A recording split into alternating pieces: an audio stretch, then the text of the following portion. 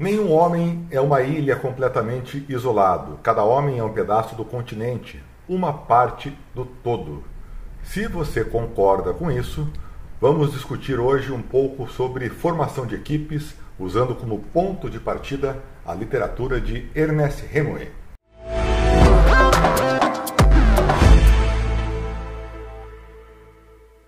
Por Quem os Sinos Dobram é um romance de 1940 de Ernest Hemingway. A crítica considera este como um dos melhores livros da sua obra. Quem foi Ernest Hemingway? Ele foi um escritor norte-americano que trabalhou como correspondente de guerra na Guerra Civil Espanhola, que é o caso deste romance, de 1936 a 1939. Esta experiência influenciou muito a construção do livro Por Quem os Sinos Dobram. Ele já havia trabalhado como motorista de ambulância na Primeira Guerra Mundial, que foi, de certa forma, retratado em outro livro do autor, Adeus às Armas, que é também um belo livro. Depois da Segunda Guerra Mundial, Hemingway foi morar em Cuba. Ganhou os principais prêmios mundiais da literatura, o Pulitzer e o Nobel. Ele se suicidou com um tiro de fuzil de caça aos 61 anos, aí já acometido por uma limitação física, por crise de criatividade, outros problemas de depressão, enfim. Não estava lidando bem com aquele momento do final da vida dele, um homem que sempre foi viril, forte, valente, de muitas aventuras. Seus principais livros são O Sol Também Se Levanta, Adeus às Armas, Por Quem os Sinos Dobram, que vamos falar hoje aqui, As Ilhas da Corrente e O Velho e o Mar, que é sem dúvida o mais conhecido de Ernest Hemingway, que é muito bonito e de certa forma é também uma certa despedida, um acerto de contas que ele faz ali em vida, adotando um tom completamente diferente nesse romance O Velho e o Mar. Sobre a vida do autor, tem um documentário bastante interessante que está disponível no YouTube, inclusive. Ele mescla depoimentos e trechos dos livros do Ernest Hemingway e o nome desse documentário é Dos Rios para o Mar, que já faz uma alusão bastante clara aos livros do Hemingway, sempre com essa temática ligada à natureza, aos rios, aos mares, né? O homem e sua relação forte com a natureza. O link para o documentário está aqui na descrição do vídeo, depois vocês assistem lá. Bom, por que eu escolhi essa história? Primeiro, porque ela foi listada como um dos 100 melhores livros do século XX, pelo jornal Le Monde. A lista é bastante acessada e por quem busca um guia de boas leituras. Inclusive, muito do que nós vamos comentar aqui no canal Prosa Nova deve vir dessa seleção. Outra questão é que o livro é bastante intenso e complexo. A gente entra a fundo nos dramas de Robert Jordan, que é o personagem principal e tem como missão explodir a ponte que está sob o domínio dos fascistas na Guerra Civil Espanhola. A trama se passa durante apenas 3 dias. É bem interessante isso aí, porque todo o enredo é bastante complexo, muitas idas e vindas, digressões, mas no fundo, linearmente, a história se passa em apenas 3 dias. Robert Jordan, que é o personagem principal, é um professor que se identifica com os ideais de luta contra o fascismo.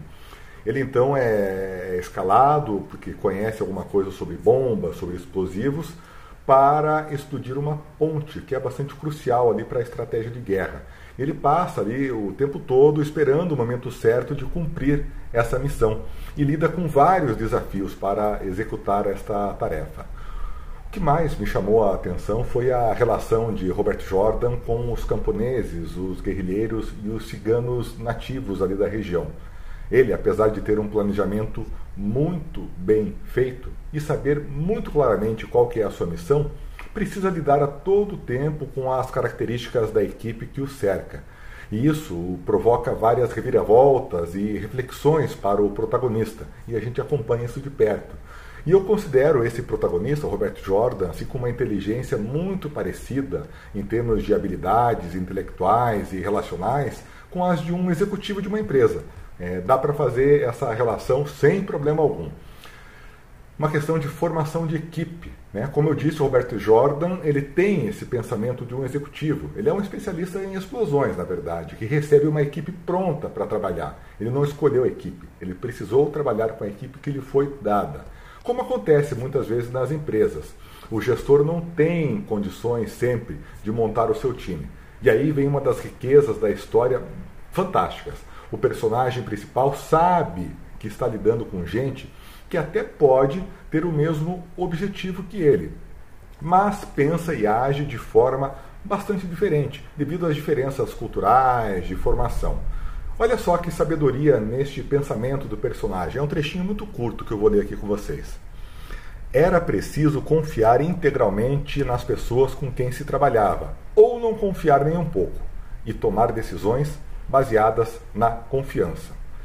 Ou seja, ou se confia ou não se confia, qualquer que seja a situação, você terá que tomar decisões baseadas no sentimento de confiança, grande, médio ou pouco. Então a confiança sempre vai estar pautando o processo decisório, e é o que a gente verifica muitas vezes nas relações profissionais. Em outro ponto, o personagem fala que apenas talento não vence uma guerra. Mais um trechinho aqui. Sim, ele está falando com outra pessoa, né?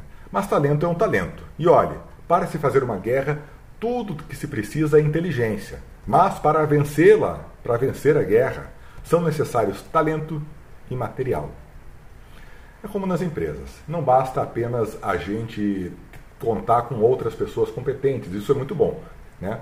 Os recursos e o planejamento são imperativos, são fundamentais também. Uma boa equipe de trabalho com uma condução errada pode ter o resultado comparável à de uma equipe amadora. Tem uma outra passagem do livro que me chamou a atenção. É quando o personagem principal, Robert Jordan, é retratado desenhando parte do seu plano.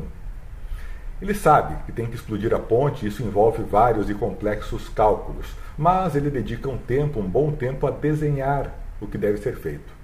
Em outro trecho do livro, ele também desenha algumas instruções para um companheiro ali de batalha que é analfabeto. E a gente nota nessas passagens, nessa tentativa, um esforço em definir uma estratégia, mas também em comunicá-la. E ao comunicar de forma eficaz, desenhando e não escrevendo, aumentam as chances de sucesso da empreitada em questão. Acima de tudo, o que a gente nota aí é um respeito às características dos membros do time. Se o seu time prefere conversar, converse. Se o seu time prefere ler, escreva. Enfim, fale a linguagem do grupo. É o que a gente nota aí no comportamento do Robert Jordan.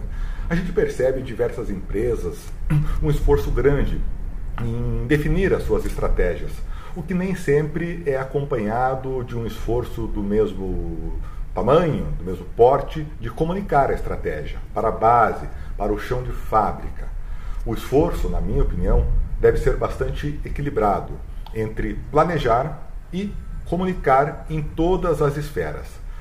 No livro Por Quem os Sinos Dobram, a gente nota isso de forma bastante evidente. Bom, a minha conclusão é que este é um autor que merece ser lido por quem está buscando aí refinar algumas características relacionais, humanas, filosóficas e também, por que não, características e comportamentos de gestão.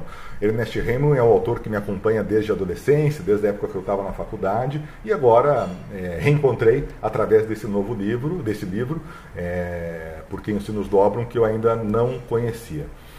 Já li vários livros do Hemingway e talvez não, certamente esse é o escritor que mais tenha me marcado e me influenciado. Agora li pela primeira vez Por Quem os Sinos Dobram e não pude deixar de fazer essas relações do Robert Jordan com as situações que a gente enfrenta aí como gestor no mercado de trabalho. E esta, pessoal, é a meta do canal Prosa Nova, usar a literatura como ferramenta para construir relações mais humanas no ambiente corporativo. Eu espero que este vídeo possa ser útil na trajetória profissional de quem nos assiste. Indico fortemente a leitura deste e de outros livros do Ernest Hemingway. E para finalizar, umas palavrinhas sobre o título em si, Por Quem os Sinos Dobram, e sobre a frase que a gente abriu o vídeo aqui praticamente fazendo uma brincadeira de Por Quem os Sinos Dobram. Este é o título de um poema de outro autor, o poeta John Donne, que é inglês e viveu entre 1572 e 1631. O poema que dá título ao romance é assim: nenhum homem é uma ilha isolada, cada homem é uma partícula do continente, uma parte da terra. Se um torrão é arrastado para o mar, a Europa fica diminuída, como se fosse um promontório, como se fosse a casa dos teus amigos ou a tua própria. A morte de qualquer homem diminui-me, porque sou parte do gênero humano, e por isso não perguntes por quem os sinos dobram, eles dobram por ti. Raul Seixas também fez uma música com esse título. A música é mais ou menos assim: nunca se vence uma guerra lutando sozinho. Você sabe, a gente precisa entrar em contato com toda esta força contida que vive guardada. O eco de suas palavras não repercute em nada. Bom, não vou cantar mais aqui para não magoar o poeta e cantor que eu tanto admiro, assim, mas fica aí um registro que Raul Seixas também bebeu nesta fonte de John Donne. A banda Metallica também tem uma canção inspirada no poema. Esse aí eu não vou nem me aventurar a cantar, tá? Os links para a música, para o documentário, para as músicas estão aqui na descrição do vídeo do YouTube. Bom, pessoal, espero que vocês tragam esse pensamento de respeito à equipe, para a sua empresa, para o seu time, para a sua comunidade, para a sua família, para a sua igreja, enfim, para o seu trabalho social, onde quer que você atue.